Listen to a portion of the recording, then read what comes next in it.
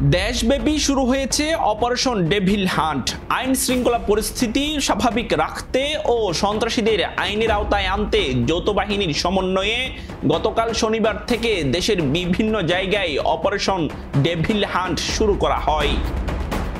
জানা যায়, ছাত্র জনতার অভ্যুত্থানে ফ্যাসিস্ট সরকারের প্রধান শেখ হাসিনা সহ দেশের শীর্ষ নেতারা বিদেশে পালিয়ে গেলেও তাদের ক্যাডার বাহিনী দেশের ভেতরে সন্ত্রাসী কর্মকাণ্ড অব্যাহত রেখেছে।